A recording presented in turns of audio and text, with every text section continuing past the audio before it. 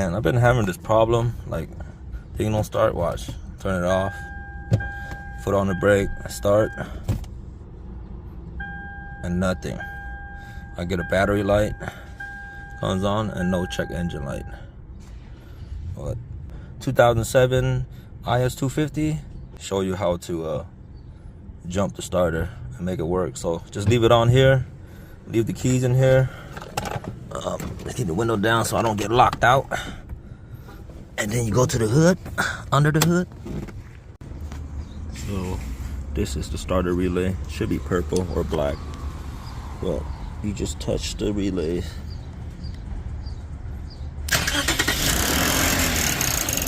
She runs.